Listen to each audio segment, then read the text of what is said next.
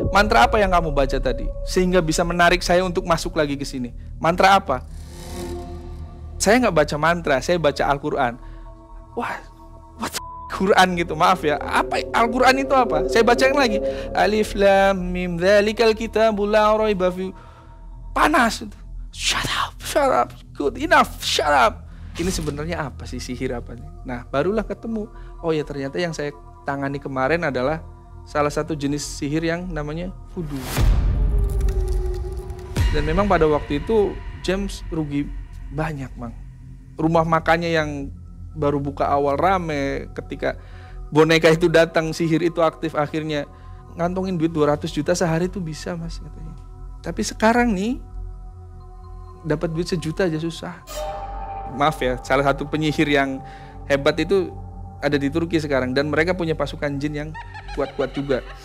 Jadi ketika ada jin yang stratanya lebih tinggi, dalam hal ini kan saya nangani yang dari Amerika gitu kan, yang dari luar negeri, ketika masuk Indonesia ya masuk aja, nggak luntur gitu. Bukan berarti ketika lewat laut akhirnya runtuh. Justru laut itu adalah sarangnya bangsa jin. Ngerinya praktek ilmu hitam voodoo yang berasal dari Afrika Barat telah menjadi teror di berbagai belahan dunia. Dengan media berupa boneka, kiriman santet dapat mencelakai korban. Sadisnya teror santet voodoo ini pernah terjadi pada seseorang yang meminta bantuan ruqyah kepada Mas Sarip.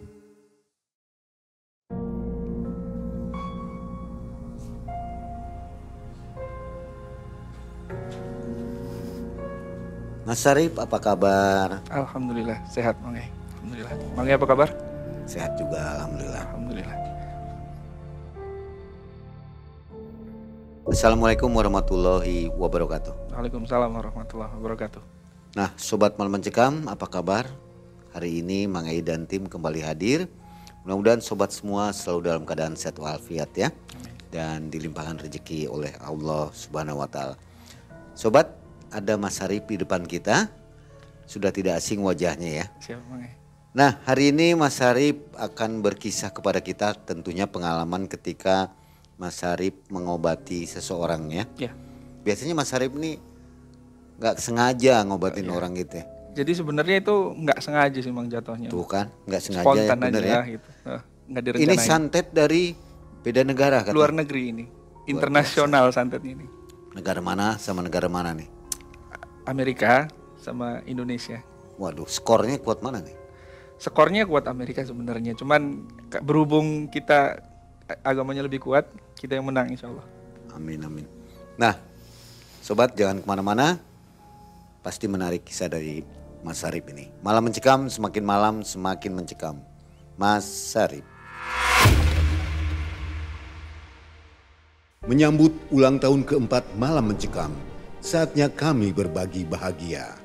Dapatkan 100 merchandise cantik dari Malam Mencekam. Caranya, buat pantun bertema ucapan ulang tahun untuk Malam Mencekam. Ingat, sebuah pantun. Tulis di kolom komentar YouTube dan di Instagram official Malam Mencekam. Lalu tag 2 teman kalian dan jangan lupa subscribe lalu follow akun Instagram kami. Giveaway akan berlangsung dari tanggal 27 Agustus sampai dengan 15 September 2024. Pemenang akan diumumkan pada hari Minggu 15 September 2024 pukul 19.30 waktu Indonesia Barat di acara live streaming ulang tahun Malam Mencekam. Akan ada grand prize jutaan rupiah. Juga bertemu langsung dengan Mang Ei dan narasumber favorit kalian. Jadi jangan lupa untuk hadir di sana ya. Malam Mencekam, semakin malam, semakin mencekam. Jadi begini Mang Ei, cerita awalnya. Sebenarnya kisah ini dimulai tahun 2022, pasca pandemi waktu itu. Jadi Lebaran kan, ketika Lebaran keluarga saya yang dari Tangerang itu kan ceritanya mudik Mang. Kalau nggak salah waktu tahun 2002 itu lebarannya kan di pertengahan tahun ya, di bulan Mei. Jadi yang dari kota mudik ke kampung, ke tempat tinggal saya. Nah sudah berlebaran, kemudian juga sudah berkumpul semua keluarga. H+5 waktunya untuk arus balik. Nah, berhubung saya juga pengen main ke rumah saudara saya yang di kota, saya nggak sebut kotanya, tapi ini masih di Provinsi Jawa Barat juga kotanya. Jadi saya nyewa mobil waktu itu, Mang. Saya dengan uak saya dan membawa saudara-saudara saya nyetir pada waktu itu. Jadi arus balik memang dari arah Pantura ke arah kota tersebut lumayan jauh dan memang macet kan ya, walaupun sudah H+4, H+5. Nah kemudian sampailah di tempat ataupun di rumah saudara saya yang di daerah tersebut gitu, di kota tersebut. Seperti biasa, nggak ada yang spesial, bertemu bercengkarama dengan tetangga kanan kiri. Kemudian sorenya kita pamit pulang. Nah kisah ini mulai asiknya tuh kalau menurut saya pribadi ketika proses perjalanan pulang nih dari rumah saudara saya yang di kota menuju ke Indramayu balik lagi. Jadi yang dari kota tersebut saya dengan uak saya akhirnya berdua aja. Nah kemudian sebelum masuk tol saya itu lapar kan, karena memang ketika dari rumah saudara saya belum sempat makan karena memang buru-buru karena mobilnya juga nyewa gitu kan. Akhirnya ya udah, wak saya bilang, kamu lapar nggak? Kalau lapar kita nepi aja dulu, cari rumah makan atau warung makan. Oh iya boleh wak, saya bilang kan gitu, karena waktu itu saya nyetir. Oke boleh wak, kita cari tempat makan dulu. Sebenarnya tempat makannya banyak tuh Mang, di kanan kiri gitu kan. Tapi nggak tahu kenapa hati saya tuh, wah itu tuh enak tuh. Waktu itu makanannya kita pilih makanan seafood. Kalau dilihat dari bentuk warungnya ataupun bentuk rumah makannya itu lumayan besar. Kemudian juga, tapi nggak terlalu ramai Mang. Maksudnya hanya terparkir beberapa mobil gitu kan. Harusnya dengan rumah makan segitu besar, parkirannya juga luas. Mobilnya cuma ada 3, ya nggak terlalu ramai lah, sengaja karena saya juga takut kalau terlalu ramai nanti malah nggak khusyuk makannya gitu kan. Akhirnya kita milih yang nggak terlalu ramai. Akhirnya melipir, kemudian turun, saya lihat aja, ini rumah makan segede gini harusnya mah pengunjungnya juga banyak gitu. Kata uak saya, kamu yakin di sini? Loh emang kenapa wak? Nggak apa-apa sih, ayo udah makan aja. Kan saya tanya balik gitu kan, soalnya uak saya tuh seolah-olah tahu sesuatu hal, padahal gimana wak? Apa? Nggak apa-apa. Kayak ada yang ditutup-tutupin dari wak gitu. Nah kemudian ketika masuk melihat menu, meja segala macam, dan bener saja Mang, meja, kursi, sajiannya banyak, tapi pengunjungnya cuman ya beberapa orang aja gitu, nggak full. Apakah gara-gara masih arus balik gitu kan, banyak orang di kampung belum pada ke kota. Tapi ketika perjalanan saya lihat banyak mobil kok, sampai kejebak macet juga di tol dalam kotanya waktu itu.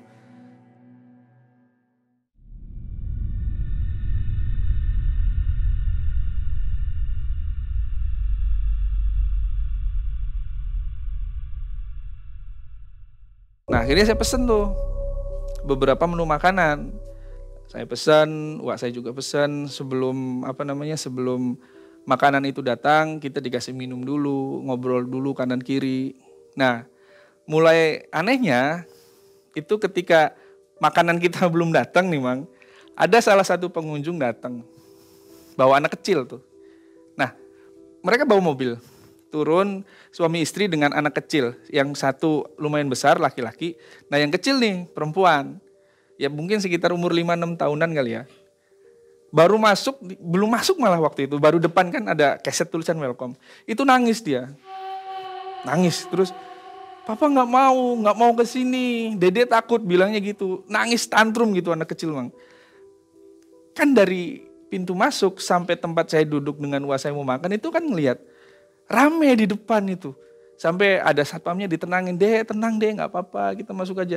Orang tuanya tuh, ayo sayang masuk aja. Kita kan katanya mau makan ikan bakar, mau makan ini, nggak mau, aku nggak mau di sini, ayo keluar aja. Ada apa katanya? Itu banyak hantunya. Mengucapkan kata-kata itu, gitu kan Mang.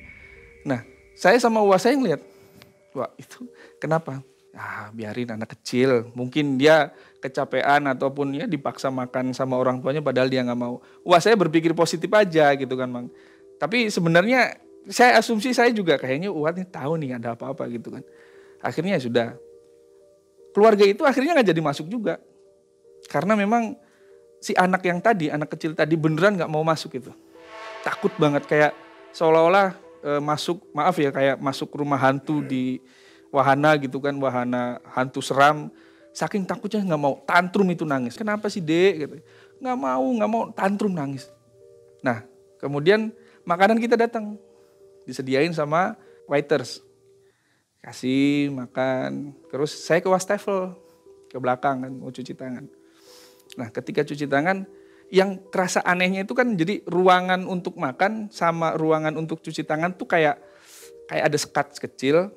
Nah untuk masuk ke ruangan cuci tangannya itu nyatu sama kamar mandi, nyatu sama wastafel berjejer. Itu kayak bau anyir gitu Mang.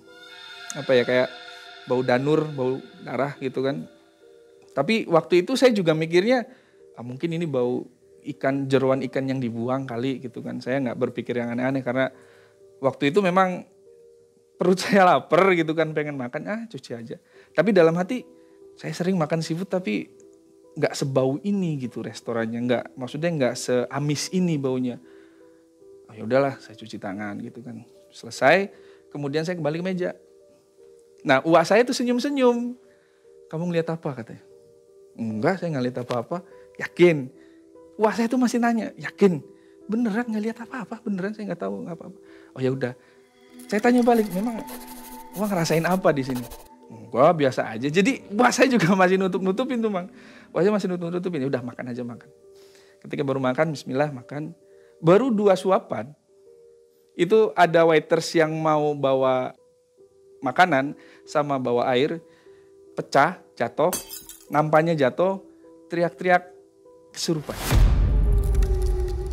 Jadi dapur sebelum masuk ke ruang makan untuk tamu itu kayak ada lorong, kanan kirinya ada taman. Nah, waktu si pelayan itu jalan bawa nampan makanan, itu tiba-tiba jatuh dan teriak-teriak, kesurupan. Nangis, histeris. Akhirnya jadi pusat keramaian lah di situ. Karyawan lain yang yang jadi pramusaji juga ikut ke situ. Satpam yang di depan bahkan sampai tukang parkirnya juga ikut masuk ke dalam, ikut nenangin. Waktu itu saya mikirnya, wah ya udahlah, saya masih makan aja gitu kan. Terpikir ada urusan apa, karena kan di ranah dapur Mang ya. Tapi kok ini nggak selesai-selesai gitu loh. Maksudnya lama nih teriak-teriak, ketawanya udah kayak kayak ketawa kuntilanak gitu kan. Saya makan, wah saya negor. Kamu melihat nggak itu? Iya tahu. Terus kamu nggak tolongin? Ntar saya bilang gitu karena ya paling histeria biasa gitu ya. Karena kan gini, saya walaupun sebagai seorang peruqyah nih Mang, saya juga sebenarnya orangnya skeptis. Skeptis dalam arti saya itu nggak bermudah-mudahan untuk ketika ada orang teriak-teriak, ada orang nangis, langsung dijudge itu kesurupan, enggak. Walaupun saya seorang peruqyah, saya skeptis gitu kan. Karena ada beberapa ciri yang memang ketika, oh ya ini teriak-teriaknya gara-gara kesurupan kah, gara-gara psikisnya kena kah, atau gara-gara histeria, atau pura-pura, saya tahu gitu loh kan. Waktu itu kan karena memang saya lagi makan, lagi sibuk makan, saya nggak sempat ngelihat gitu. Akhirnya karena saking lamanya teriak-teriak, ya udah saya cuci tangan sebentar ke belakang. Kemudian saya ngintip, wah ini mah bukan histeria, maksudnya bukan soal psikis. Akhirnya saya ke situ. Itu orangnya tuh dibawa ke dapur. Jadi kayak ada tempat untuk naruh barang gitu kan, diamanin di situ sama satpamnya. Kemudian saya ke situ, saya lihat itu masih matanya tuh ke atas gitu kan, masih teriak-teriak, nangis, tantrum. Wah ini mah kesurupan beneran gitu Mang, maksudnya bukan karena psikologi atau psikisnya. Ya udah saya minta air, saya minta ke temennya, Mbak tolong minta air segelas segini, segelas tinggi itu. Air buat apa Mas? Udah ambilin aja dulu. Kemudian biasa saya bacain Al-Fatihah doang tuh pada waktu itu. Bismillahirrahmanirrahim. Alhamdulillahirabbil alamin. Sudah, Saya jongkok, kemudian saya cipratin mukanya, bismillah. Gitu kan. Jadi airnya ambil, bismillah, gitu ke pas mukanya gitu. Itu malah teriaknya makin kencang. Bilang, panas. Akhirnya saya ambil airnya di sini di jempol, kemudian saya gini kan. Bismillahirrahmanirrahim. Kemudian dia pingsan. Setelah itu bangun lagi. Bingung dia. Meluk teman yang sebelahnya. Kita sebut namanya Mbak Tami lah. Saya kenapa gitu kan. Kemudian si ininya, temennya, kamu kenapa? Kok tiba-tiba nangis gitu? Saya nggak tahu kenapa. Nah akhirnya selesai, saya bilang, Mbak, nanti lain kali kalau mencoba untuk ngasih hidangan, mbaknya jangan ngelamun. Mbak jangan ngelamun, mbak jangan bengong. Enggak mas, saya nggak ngelamun, saya nggak bengong kok. Terus tadi ketika mbak jalan dari dapur menuju ke ruang makan buat tamu, mbak lihat apa? Saya tuh ngelihat sosok laki-laki, tapi nggak ada mukanya mas. Katanya. Laki-laki nggak ada mukanya, maksudnya iya ditunjukin tuh, mang di sebelah situ katanya. Jadi laki-laki tinggi, mukanya rata gitu. Wah ini kacau nih gitu kan. Oh ya sudah. Sekarang kalau saya kasih saran, mbak pulang dulu aja. Istirahat di rumah. Nggak usah kerja dulu. Nanti biar temennya ngomong sama bosnya. Ya udah. Nah kemudian saya balik lagi tuh ke tempat makan. Ditanya lagi sama uak saya. Apa katanya? Uak saya seolah-olah tahu. Itu biasa kesurupan, mungkin kecapean. Karena saya juga nggak mau terlalu ngebuka. Karena pasti nanti suasana makannya jadi nggak enak tuh mang. Rusak gitu kan. Biasa itu mah cuma stres, kebanyakan pikiran, beban. Lanjut makan, akhirnya selesai. Nah ketika mau bayar di kasir, saya di-stop sama ownernya, sama bosnya, perempuan. Namanya kita sebut Mbak Iren atau Ibu Iren. Jadi Ibu Iren ini ibu-ibu paruh baya sekitar umur 40 tahunan. Dia ngomong begini, masnya terima kasih sudah ngebantu karyawan saya, sudah ngebantu rumah makan saya, sudah mau nolongin karyawan saya yang kesurupan. Oh iya, saya sebagai ownernya terima kasih banyak. Jadi makanannya nggak bayar itu, Mang. Makanan itu udah ini gratis buat masnya. Terima kasih sekali lagi. Oh ya gitu ya Bu ya. Oke, kalau gitu terima kasih, kita juga udah dikasih makan gratis. Saya pergi kan. Nah, baru nyampe depan pintu tuh, Mang. Baru nyampe depan pintu, saya dipanggil lagi sama Ibu Iren ini atau Mbak Iren. Mas, sebentar. Tapi ketika manggil saya, si Ibu Iren ini ngajak suaminya orang bule. Kenapa saya bilang orang bule? Karena secara looks dari tampang sama gaya ngomongnya pun pakai bahasa Inggris gitu loh. Ketika datang, thank you so much, you're helping us gitu. Terima kasih banyak kamu sudah menolong saya dan menolong kita di sini. Actually, what's wrong with my waiters? Sebenarnya apa yang terjadi dengan karyawan saya? Nah, panjang nih ceritanya nih. Akhirnya saya ngomong, Bu, kita ngobrolnya sambil duduk aja boleh nggak? Oh boleh, silakan. Nah uas saya udah senyum-senyum tuh kan. Ada apa katanya? Saya ngelihat, nggak bilang gitu kan. Akhirnya yang kita tadinya mau pergi, mau cepet-cepet, akhirnya duduk lagi tuh di situ. Ngobrol lah di situ. Saya, Uwa, si James, sama Mbak Iren ini ngobrol. Sebenarnya apa yang terjadi? Mbak Iren nanya. Jadi gini, Mbak, tadi karyawannya Mbak Iren itu yang dia lihat katanya ngelihat sosok laki-laki tinggi besar tapi nggak ada mukanya. Di mana? Dikasih tunjuk lah di lorong itu.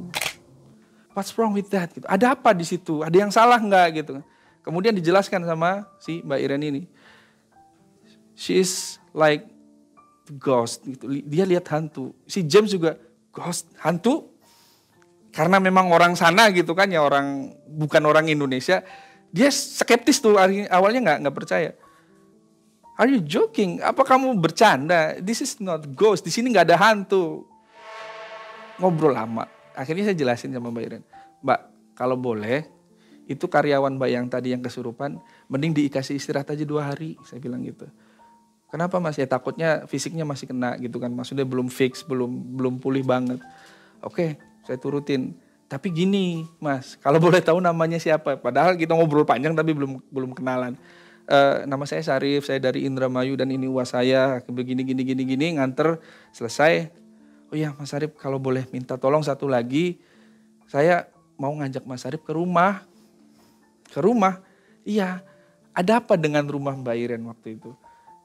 Ya nanti kita ngobrolnya di sana biar Mas Syarif tahu sendiri katanya. Terus si istrinya juga ngomong ke James. Kalau bahasa Indonesianya biar gampang aja kali emang ya. Karena bahasa Inggrisnya belibet. Ini saya bawa Syarif ke rumah boleh apa enggak? Nah ngomong ke si James ya. Of course, come on. With pleasure gitu, dengan senang hati. Akhirnya saya dibawa ke rumahnya si James. Ternyata bukan rumah sih, lebih ke kayak apartemen gitu Mang. Di salah satu apartemen, di lantainya, di atas lantai 27 berapa gitu. Loh kok tadi bilangnya di rumah, kok malah dibawa ke apartemen gitu. Jadi apartemennya tuh masuk kemudian luas banget. Dan di depannya itu ada anak kecil. Ngasih tahu, itu anak saya. Namanya Jasmine. Panggilannya Jessie gitu.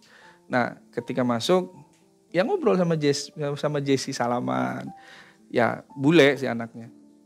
Kemudian duduk di ruang tengah depan TV.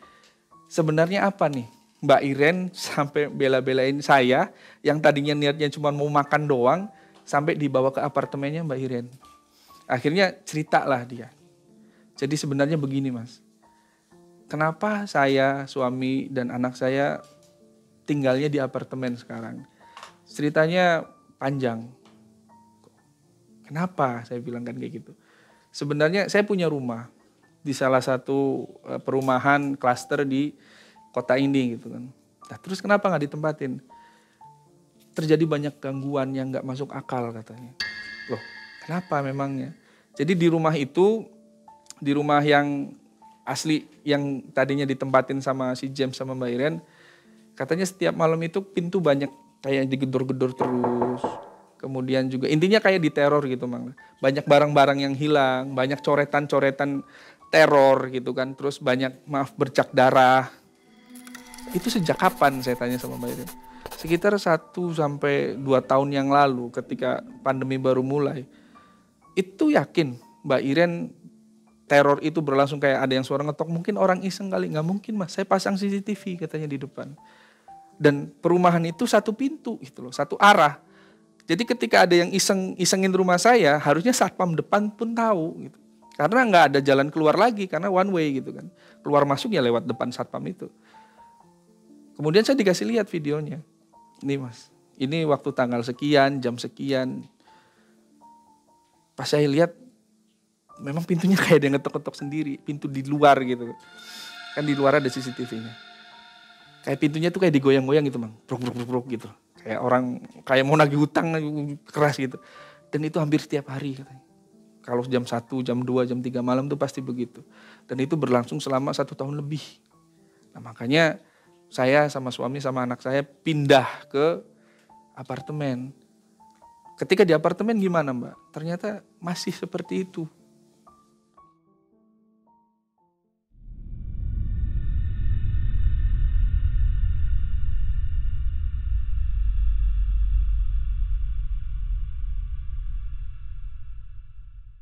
Masih seperti itu gimana?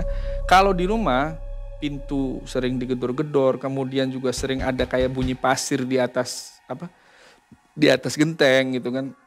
Kemudian juga kayak ada suara ledakan di atas gitu, kayak suara ledakan petasan di atas. Bahkan sampai kayak ada coretan-coretan dari darah merah di tembok, apalagi di kamar mandi bekas darah di bawah itu. Saya sempat ngundang beberapa orang pinter katanya gitu ya.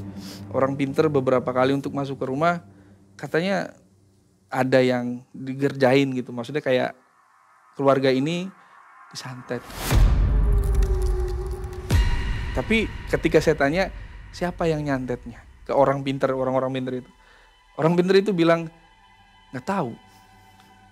Apakah dari rekan bisnis atau pesaing bisnis, nggak tahu. Orang pinter itu beberapa kali memang ada 2 atau 3 orang pinter. Nah kemudian daripada saya menggadaikan lah ya, bahasanya menggadaikan keselamatan anak saya, ya sudah kita pindah ke apartemen itu. Nah, gangguan apa yang terjadi di apartemen, Mbak? Gangguan ini saya pindah ke sini itu sekitar sudah hampir 8 sampai 9 bulan. Ketika baru pertama datang, gangguannya barangnya sering hilang katanya. Barang apa maksudnya? Barang-barang pribadi kayak tas yang tadinya ditaruh di lemari, tiba-tiba ada di depan pintu di luar. Kemudian juga kamar mandi, kalau malam showernya nyala sendiri. Kemudian juga handle jendela itu kayak digruk-gruk gitu kan. Ternyata di apartemen masih. Pernah ngundang orang pinter lagi nggak? Pernah. Bahasanya sama kayak gitu, Bang. Jadi kayak seolah-olah dikerjain. Nah, pikir saya, apakah saya dikerjain sama pesaing bisnis usaha kuliner saya gitu kan? Tapi lagi-lagi orang pinter itu bilang nggak tahu, karena nggak bisa dideteksi sama orang pinter itu. Nah, menurut Mas Sarip nih, saya ini kenapa gitu? Nanya kayak gitu kan ke saya. Menurut Mas Sarip saya ini kenapa? Saya sebenarnya bingung juga, karena biasanya ketika saya nanganin kasus atau ada pasien gitu kan, saya riset dulu, Bang. Saya riset dulu, ngobrol dulu, awalnya gimana, pertengahnya gimana, akhirnya gimana, hingga akhirnya saya bisa menyimpulkan, oh Mbak ini kena ini, Bapak ini kena ini. Nah, kemudian singkat cerita, ada pembantunya tuh. Pembantunya ya kita sebut Boyem lah gitu kan, karena orangnya udah tua, umur 50-an, 50 tahunan lah, udah sepuh gitu. Boyem ini bawa minum. Ketika masuk, kemudian menyediakan minum dan ngelihat muka saya, itu melototin saya terus, Bang. Jadi begini tuh.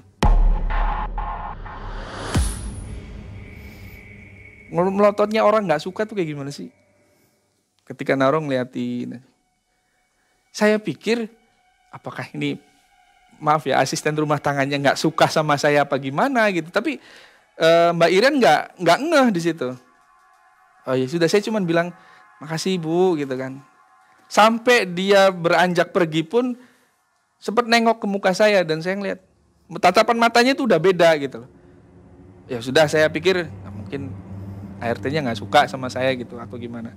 Saya nggak ngeladenin lagi tuh. Kemudian saya ngelanjutin ngobrol lagi dengan Mbak Iren ini. Nah kemudian Mbak Iren maunya gimana sekarang? Apakah saya harus membacakan ayat ruqyah atau gimana? Ya terserah Mas Sarip, bagusnya gimana. Kalau saya lihat tadi Mas Sarip nanganin karyawan saya, kayaknya Mas Sarip juga orang bisa. Maksudnya orang bisa tuh kayak orang pinter gitu. Saya jelasin, saya bukan orang pinter Mbak, saya cuman praktisi ruqyah iya, tapi kalau paranormal bukan. Nah kemudian Boim datang lagi sambil bawa buah. Kalau tadi pertama bawa minum, kopi gitu kan sama es. Yang kedua bawa buah. Nah masalah terjadinya tuh di sini. Ketika Boim datang bawa buah, depan saya kemudian buahnya tuh nampaknya tadi dijatuhin pecah. Buah. Sambil melihat melotot ke saya, kemudian langsung nunjuk saya. Nah, ketika Boyem nunjuk ke muka saya, karena posisi saya duduk, Boyemnya berdiri gitu kan, bahwa nampaknya dijatuhin pecah, langsung nunjuk. Who's the f*** are you?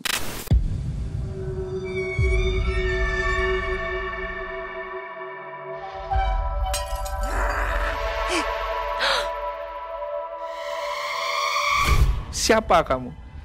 Si James sama si Iren yang selaku majikannya juga langsung melotot kan. Wait, what do you doing gitu? Maksud kamu apa? Get out gitu. Get out, keluar katanya. Keluar. You are disturb my job. Kamu ganggu pekerjaan saya. Si Iren marah kan. Bu, maksudnya apa? Ini tamu saya, kenapa dimarah-marahin? Shut up. Jadi majikannya tuh langsung shut up. Suruh diem, shut up. Si James bingung. Where do you learn English? Kapan kamu belajar bahasa Inggris? Si Mbak Irinya juga, Bu, kamu bisa ngomong bahasa Inggris dari mana? Shut up. This is my business. Ini urusan saya. Langsung kemudian melihat saya lagi nunjuk. Get out. Now. Get out. Saya mikir kan, ini orang tua. Kalau dilihat dari perspektifnya, ya bukannya underestimate Bang ya. Maksudnya, kayaknya impossible gitu kan, kalau bahasa Inggrisnya lancar banget Mang waktu itu.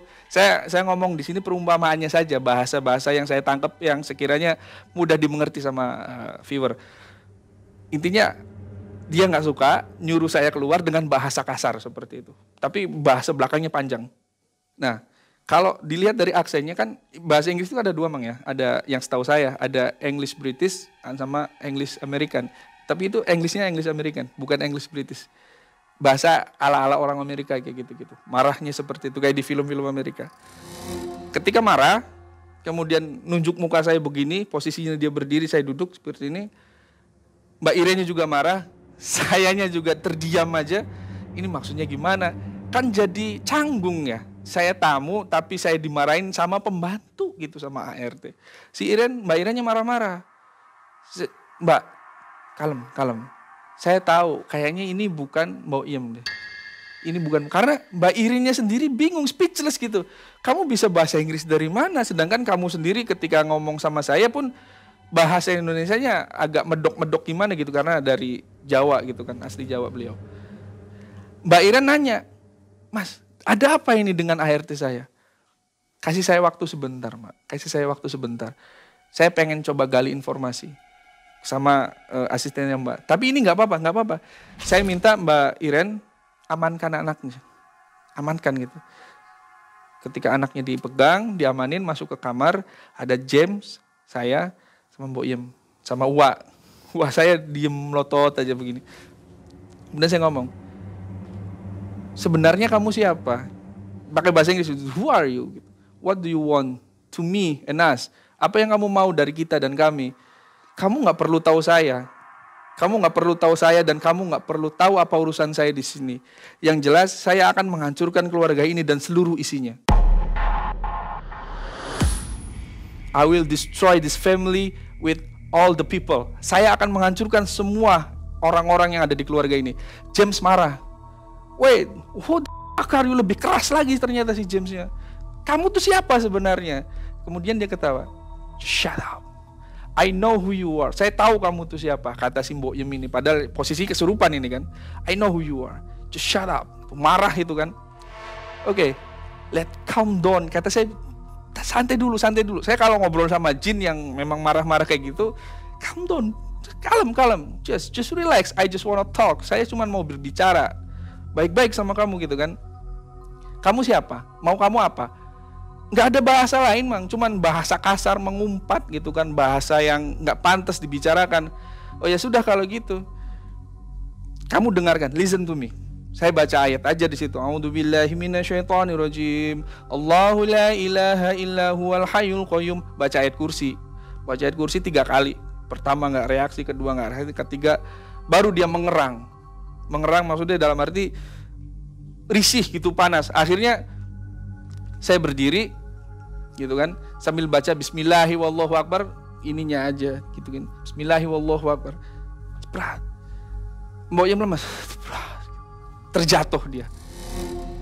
Kemudian saya dengan Wak saya, Wak tolong bantu saya untuk angkat Mbok Iem ini. Didudukin di sofa, dikasih minum, kebalik, jadi saya yang ngasih minum ke ART-nya gitu. Saya coba sadarin, nggak sadar pingsan.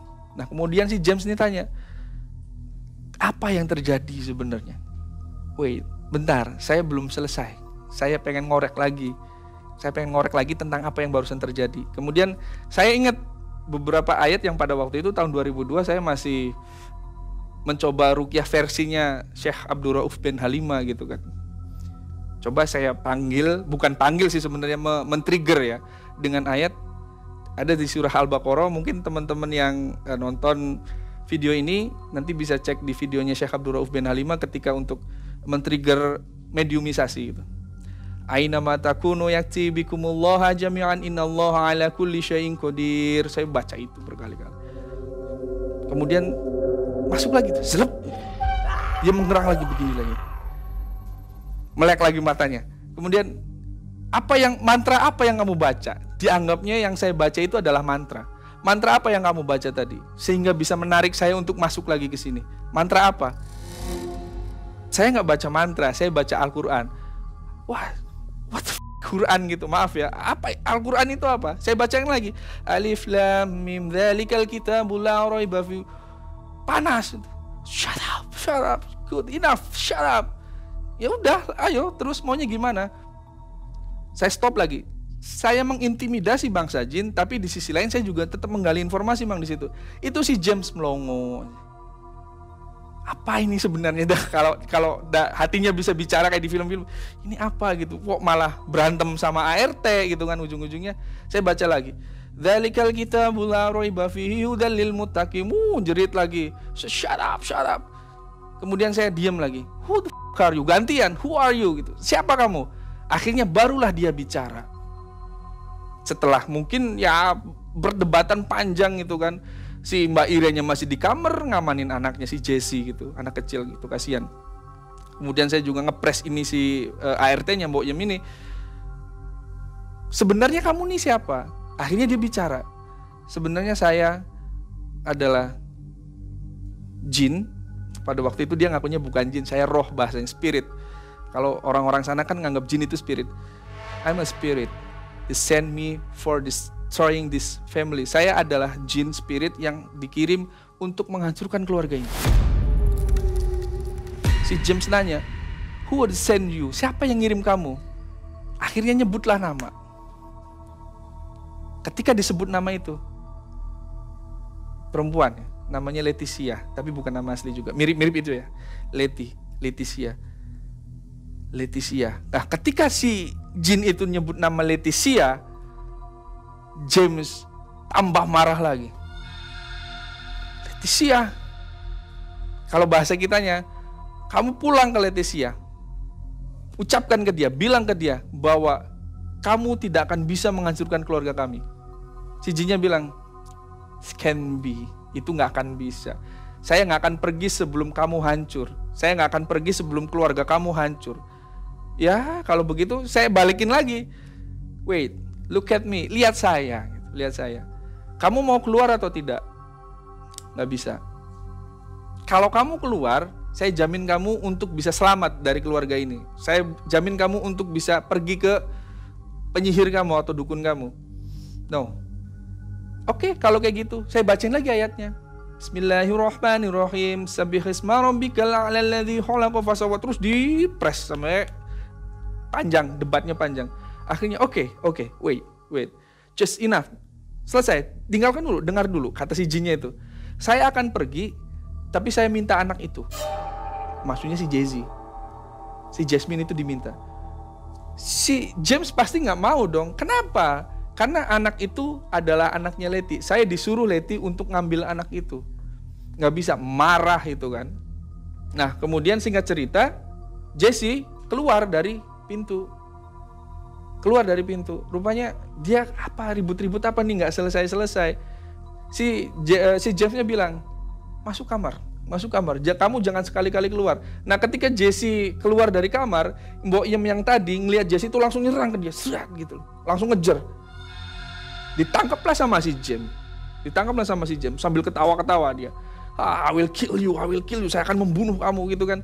Oke, dari situ saya udah habis untuk negosiasinya. Oke, udah langsung dinetralin aja gitu kan.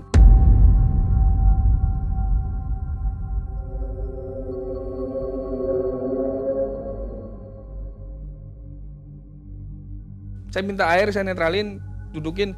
Saya tarik tangannya Mbok Yem, saya dudukan lagi, ya jelas tenaganya lebih gede gitu kan, saya dudukin lagi. Kemudian saya bacakan ayat-ayat lagi yang banyak, sampai Al-Baqarah 102 apa segala macam, saya keluarin semua. Akhirnya dia ketawa-tawa. Dia melakukan negosiasi, oke, saya akan pergi tapi saya ambil Jesse. Nggak bisa, saya bilang, kamu pergi aja, saya sudah cukup sabar dengan kamu. Akhirnya, oke, kalau kamu bisa ngusir saya, saya akan pergi dari tubuh ini, saya akan pergi dari keluarga ini. Tapi kalau kamu nggak bisa ngusir saya, kamu harus nyembah saya. Oke, fine. Baik. Kalau kamu nggak bisa keluar dari tubuhnya Mbok Yem ini, saya akan sembah kamu. Baik. Oke. Duduk. Come on, sit down. Duduk. Saya bacain ayat. Listen to me. Dengarkan saya baca. Alhamdulillah sambil buka HP. Terus itu ada kali 1 jam, Mang. 1 jam baca. A'udzubillahi minasyaitonirrajim. Bismillahirrahmanirrahim. Al-Baqarah lanjut terus. Ini jin gak keluar dalam hati, udah mas saya lagi capek habis nyetir gitu kan. Kata wah saya, udah eksekusi aja, ntar dulu. Dianya masih mengerang-ngerang aja gitu. Memang kayaknya ini gak bisa keluar deh. Kayaknya ada sesuatu gitu kan. Ada sesuatu yang diikat. Karena memang ini sihir itu ada buhul, dan buhul itu ketika belum ketemu ataupun memang tidak dihancurkan, ini nggak bisa keluar. Saya baru kepikiran tuh, wah ini kayaknya ada buhulnya atau ada benda yang diikatnya. Akhirnya saya tanya, oke, straight to the point, langsung saja poinnya. Kamu diikat di mana? Akhirnya dia ketawa tuh. Oke, you are smart, you are good. Kamu pintar katanya. Dari sekian banyak orang-orang yang mencoba mengeluarkan saya, hanya kamu yang tahu di mana saya. Akhirnya kamu silakan cari sebuah boneka. Saya berada di situ.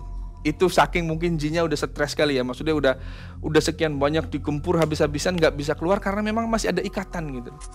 Ya udah, akhirnya saya ngomong ke James, saya ngomong ke Mbak Iren, Mbak ada boneka nggak? Banyak katanya boneka mah. Bonekanya si Jesse banyak. Boneka yang sekiranya aneh gitu. Saya nggak ngerti mas, itu coba lihat ketika masuk kamarnya Jesse memang boneka semua banyak. Saya tanya, which one? Yang mana? Dia nggak mau ngasih tahu. Dia nggak mau ngasih tunjuk gitu. Which one? There's so many the doll gitu, banyak banget bonekanya. Yang mana? Dia nggak mau ngasih unjuk. Baru kepikiran tuh akhirnya si James. Wait, kayaknya saya tahu deh boneka yang mana. Kayaknya saya tahu. Akhirnya dibuka salah satu lemari, ada boneka teddy bear beruang gitu. Agak gede. Diambil. Kemudian si Mbok Yem tadi yang posisi masih kesurupan ketawa. Hahaha, you can find me. Akhirnya kamu bisa menemukan saya. Look inside, lihat di dalamnya. Dipegang, ambil pisau, dibuka. Ketika dibuka ada dakron kan itu, kapas sintetis dibuka, ternyata di dalamnya bener mang itu ada buhulnya di situ. Baru ketahuan. This is buhulnya, ini buhulnya. Ya, I'm inside. Ya, saya ada di dalam itu. Bentuknya mah kayak semacam gulungan plastik hitam, tapi ketika dibuka ada fotonya si James, foto anaknya James, si Jesse, kemudian juga ada kertas mantra.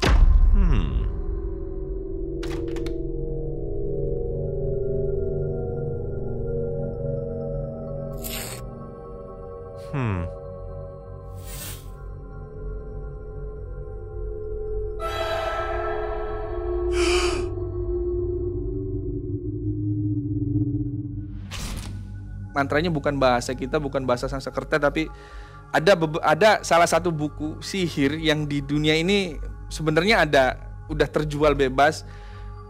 Bahasanya aneh, nggak usah saya sebutkan, nanti takut netizen pada nyari. Jadi mantra yang ditulis di kertas itu berdasarkan rumus mantra yang ada di buku tersebut gitu loh. Ketika saya lihat, wah ini. Jadi di fotonya James itu full body. Jadi fotonya si James kakinya dilubangin, kemudian dikasih gembok. Di kepalanya juga dilubangin, kemudian dikasih gembok. Kemudian juga ada kayak boneka, mungkin Mang tahu boneka jalangkung ya, kalau di kita yang kepalanya batok itu, tapi bukan kepala batok, kepala lurus, tapi kayak ada ikatan-ikatan itu, untelan-untelan tali. Diikat di situ terus dibungkus plastik. Ternyata ada di dalam boneka itu. Si jin yang tadi, you can find me. Akhirnya oke, this is yours, ini kamu kan? Saya lakukan penawaran, what do you want?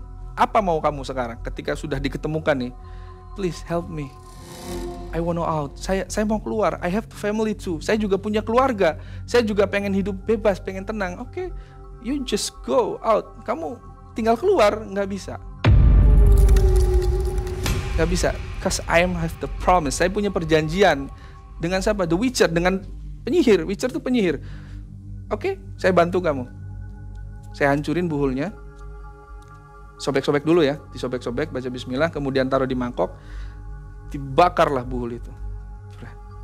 Bismillahirrahmanirrahim sambil dibaca Al-Fatihah. Biasa ketika ngeruqyah benda sihir buhul dibaca, selesai jadi abu, barulah si jin itu out.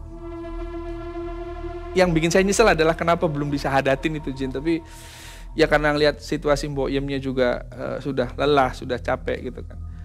Akhirnya ketika Mbok Yem sudah sadar siuman, saya nanya sama James sama Iren, Mbak, sebenarnya apa? Terus boneka tadi itu dari siapa? Apa nih yang sebenarnya terjadi? Akhirnya cerita semua di situ, Bang.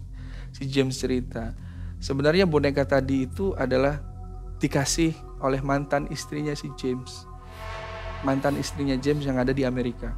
Dia orang Amerika. Kemudian ketika ketika bercerai, si Jesse itu diambil sama James, kemudian dia lari ke Indonesia. Bukan lari sih bahasanya, dia ke Indonesia. Kemudian menikah dengan Irene, buka usaha. Nah, si ibunya si Jesse ini dia nggak terima.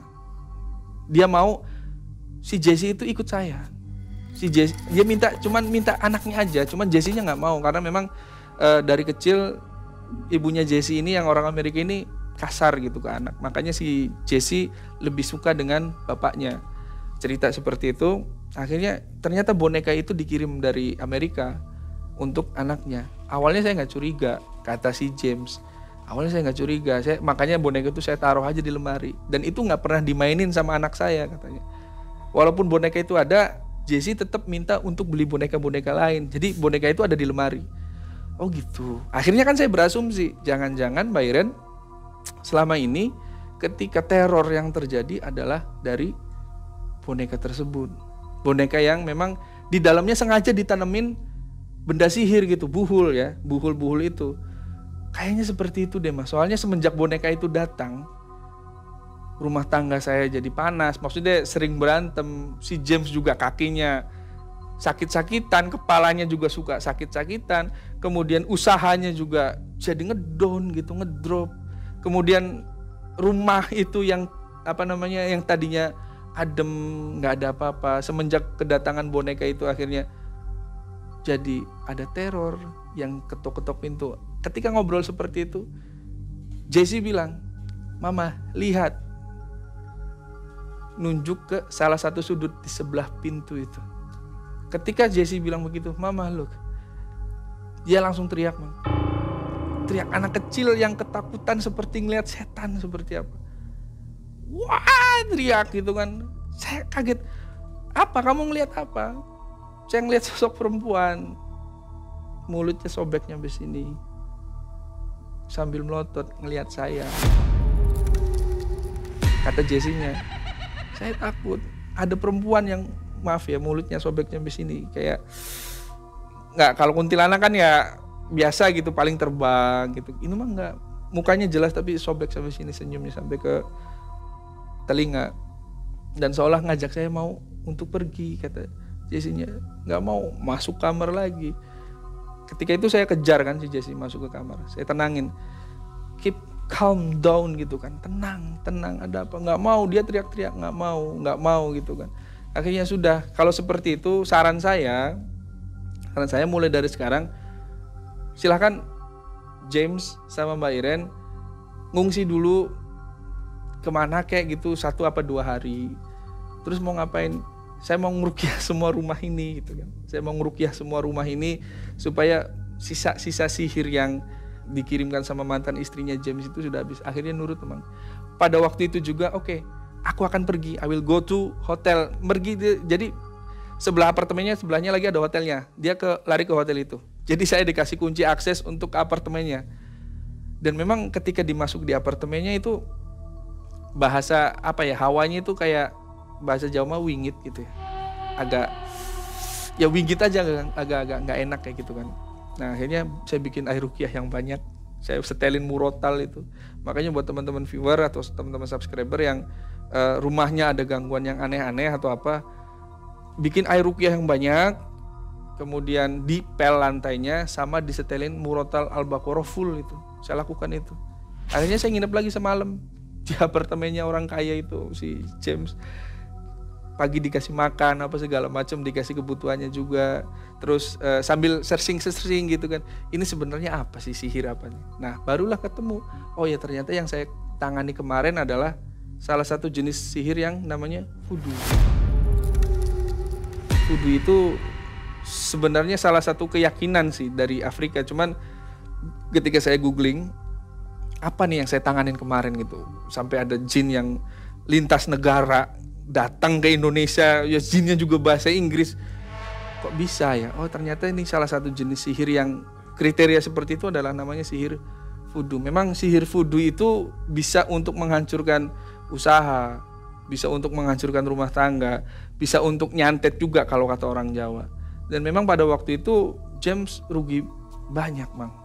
Rumah makannya yang baru buka awal rame, ketika boneka itu datang, sihir itu aktif, akhirnya omset yang tadi ratusan juta untuk nyari duit 1 juta aja susah. Dia cerita pada waktu itu, pada awal buka itu ngantongin duit 200 juta sehari itu bisa, Mas, katanya. Tapi sekarang nih dapat duit 1 juta aja susah. Saking apanya ya, mungkin karena faktor itu, kata Mbak Irennya setelah selesai ngomong tadi. Oh, jadi voodoo tuh yang ini. Jadi sebenarnya di sini saya juga mau ngasih edukasi ya ke teman-teman viewer berdasarkan kisah yang tadi. Sihir, santet itu bisa, Bang, lintas negara. Jadi kalau ada asumsi yang mengatakan bahwa sihir itu akan luntur ketika lintas laut, itu hoax. Kenapa? Karena sebenarnya klasifikasi bangsa jin itu untuk bisa menyantet atau menyihir tergantung stratanya dia. Bangsa jin di negara Indonesia, jin di negara Indonesia itu stratanya, maaf ya, nggak jauh lebih tinggi dari jin-jin yang ada di luar negeri kayak di Amerika, di Turki. Karena memang salah satu penyihir terhebat ya, maaf ya, salah satu penyihir yang hebat itu ada di Turki sekarang, dan mereka punya pasukan jin yang kuat-kuat juga. Jadi ketika ada jin yang stratanya lebih tinggi, dalam hal ini kan saya nangani yang dari Amerika gitu kan, yang dari luar negeri, ketika masuk Indonesia ya masuk aja, nggak luntur gitu. Bukan berarti ketika lewat laut akhirnya runtuh. Justru laut itu adalah sarangnya bangsa jin.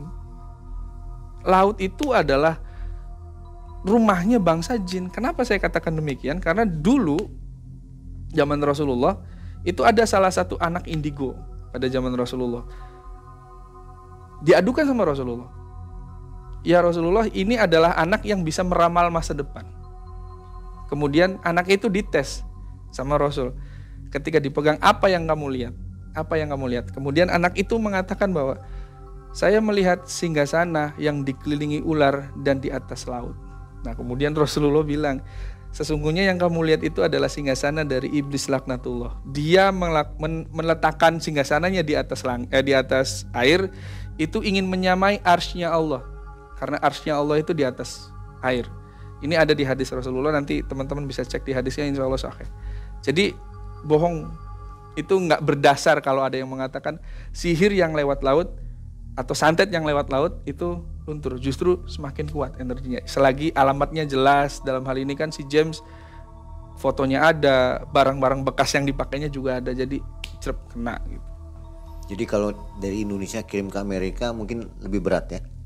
Secara strata tingkat bangsa jin di Indonesia tidak jauh lebih tinggi daripada di Amerika. Kemungkinan agak susah. Tapi kalau dari luar masuk ke Indonesia itu udah lebih gampang sih.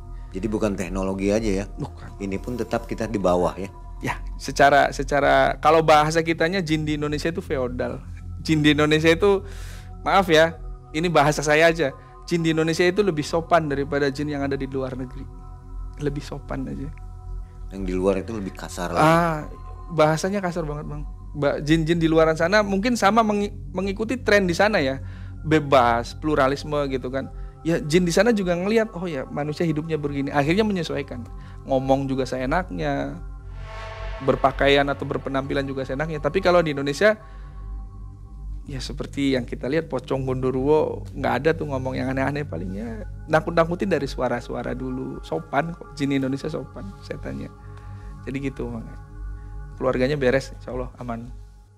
Kalau di Indonesia itu lebih ke arah kerajaan jin ya, banyak kerajaan jin. Apa di luar seperti itu? Jadi gini, Bang, sebenarnya kalau secara dalil ya, secara perspektif agama Islam, jin itu berkabilah. Kabilah itu kelompok ya. Ada yang mengatakan kabilah itu berbentuknya kerajaan atau kampung atau apa ya istilahnya, negara atau apa.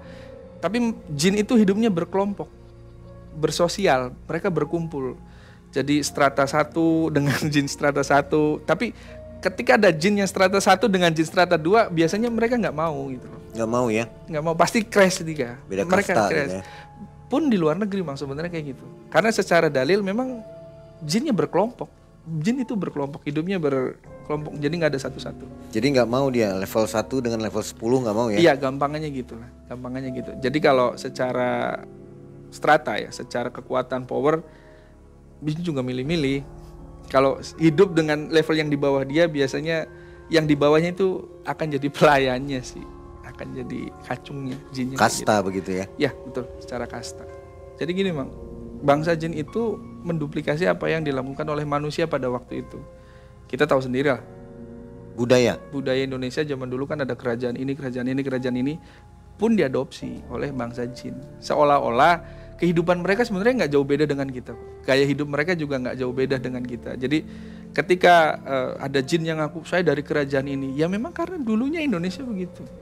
Mungkin kalau teman-teman ke luar negeri ya, nggak ada tuh kerajaan gini-gini, nggak ada. Paling yang ada juga penguasa kastil ini, penguasa tempat ini, Dracula yang di sini. Jadi sesuai dengan apa yang dilakukan oleh manusia pada zamannya. Iya. Kayak gitu. Jadi budayanya seperti apa ya itu yang dijiplak ya. Menduplikasi. Jin itu lihat budaya manusia supaya diaplikasikan ke bangsanya sendiri. Kayak Jadi gitu. setelah dibalikan itu sembuh ya? Alhamdulillah Nggak ada sembuh. gangguan lagi? Teror nggak ada dan balik lagi ke rumahnya. Setelah dari apartemen saya beres, kemudian saya ke rumahnya. Saya ruqyah juga rumahnya, gede emang ternyata klaster kan, lantai 2. Ruqyah rumahnya beres, alhamdulillah sampai sekarang. Dan sampai sekarang saya kalau main situ dapat makan gratis. Masih Jadi dapat voucher. masuknya santet itu lewat boneka ya? Iya, boneka yang dikirim kemudian disimpan di dalam lemari. Paket ya? Paket, makanya hati-hati.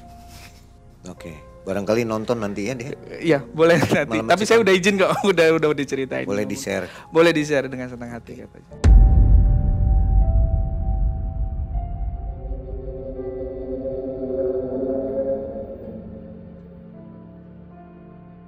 Nah, Sobat Malam Mencekam ini istimewa. Mas Syarif mau bagi-bagi tips katanya nih. Iya, boleh. Tips apa ini? Sebenarnya bukan tips sih Bang, lebih ke kita gimana kalau kita ruqyah mandiri aja. Jadi kalau di video saya yang pertama kan saya cuma ngasih konsep untuk ruqyah mandiri. Kalau sekarang ayo kita bareng-bareng untuk ruqyah mandiri. Boleh Mang ya? Silakan. Oke. Meski ini apa namanya tayangan ulang. Nggak apa-apa, itu Bisa. insya Allah bereaksi. Jadi izin Mang ya, teman-teman yang lihat tayangan ini dan menyaksikan Malam Mencekam, kesempatan kali ini saya pengen mencoba untuk mengaplikasikan atau melakukan ruqyah mandiri supaya teman-teman di rumah nggak bertanya-tanya di komentar tuh, karena ketika video saya tayang saya juga lihat komentar, ini saya begini harus gimana. Nah sekarang waktunya nih, mumpung dikasih kesempatan sama Mang Ei, alangkah lebih bagusnya lagi kalau teman-teman ngelihat video ini pakai earphone ataupun headset biar lebih mudah. Cari tempat duduk yang enak, kalau bisa ambil wudhu dulu, cari tempat duduk yang enak, posisi duduk yang enak, yang santai, dan kakinya lurus, jangan sila ya, lurus, duduk di tempat di kursi atau mana lurus begini sambil dengarkan, pejamkan matanya sambil minta dalam hati, bicara dalam hati. Ya Allah, ya Rabbul Alamin, wahai zat yang menciptakan aku dan seluruh alam semesta, aku minta kepadamu, lindungilah aku dari seluruh godaan syaitan yang terkutuk. Dan jika kalau ada pengaruh bangsa jin, pengaruh syaitan yang ada dalam tubuhku, angkatlah dengan perantara ruqyah syariah ini. Nah, sambil dengarkan suara saya. A'udzu billahi minasyaitonir rajim, sambil dalam hati. Bismillahirrahmanirrahim. Matanya tetap tertutup sambil tetap mengingat Allah Ta'ala. Alhamdulillahi rabbil alamin, Ar-Rahmanir-Rahim, Maliki yaumiddin, Iyyaka na'budu wa iyyaka nasta'in, Ihdinas siratal mustaqim, Siratal ladzina an'amta 'alaihim, ghairil maghdubi 'alaihim waladdallin. Amin. Teman-teman rasakan ketika apa yang setelah dibacakan tadi, tetap pejamkan matanya. Kalau mual, tangan kirinya pegang di daerah perut. Tangan kirinya pegang daerah perut. Sambil dengarkan suara saya lagi. Bismillahirrahmanirrahim. Qul huwallahu ahad. Allahus samad. Lam yalid walam yulad. Walam yakul lahu kufuwan ahad. Sekarang sambil diputer-puter sedikit tangannya. Bismillahirrahmanirrahim. Qul a'udzu birabbil falaq. Min syarri ma khalaq. Wa min syarri ghasikin idza waqab. Wa min syarri naffasati fil 'uqad. Wa min syarri hasidin idza hasad. Bismillahirrahmanirrahim. Qul a'udzu birabbin nas, malikin nas, ilahin nas, min syarril waswasil khannas, alladzi yuwaswisu fi sudurin nas, minal jinnati wan nas. Sekarang tambahkan lagi ayat yang terakhir, tangan kanannya ditumpuk di tangan kirinya, di daerah yang sakit atau di perut ketika mual. Kita baca ayat kursi bareng-bareng. A'udzu billahi minasyaitonir rajim. Allahu la ilaha illa huwal hayyul qayyum. Allahu la ilaha illa huwal hayyul qayyum. La ta'uduhu sinatun wa la naum. Lahum ma fis samawati wa ma fil ard. Man dhal ladzi yashfa'u indahu illa bi'idhni. Ya'lamu ma baina aydihim wa ma khalfahum. Wa la yuhituna bi syai'in min ilmihi illa bima syaa. Wasi'a kursiyyuhus samawati wal ard. Wa la ya'uduhu hifdhuhuma wa huwal aliyyul azim. Sekarang tiup di perutnya. Seolah megang sesuatu sambil baca bismillahi wallahu akbar, diputar-putar seperti ini, kemudian ditarik bismillahi wallahu akbar sampai ke perut, naik ke atas, buka mulutnya dan buang. Kalau teman-teman mual dan ingin merasakan muntah, muntahkan saja nggak apa-apa, muntahkan saja. Itu tanda berarti teman-teman ada gangguan jin, ada gangguan jin. Kita nggak usah tahu apakah itu sihir ataupun jin azab. Yang penting ketika melakukan hal itu dan merasakan reaksi, berarti teman-teman mengalami gangguan jin. Cepat-cepat bertobat, cepat-cepat kembali kepada Allah Ta'ala dan perbaiki ibadahnya insya Allah. Dan semoga tayangan ini bisa menjadi edukasi buat teman-teman. Terima kasih Bang mungkin seperti itu. Oke, terima kasih Mas Syarif ya. Mudah-mudahan berguna untuk kita semua ini. Silakan dicoba di rumah. Dan akhirnya Mang undur diri. Kita akan jumpa di video selanjutnya. Assalamualaikum warahmatullahi wabarakatuh. Waalaikumsalam warahmatullahi wabarakatuh.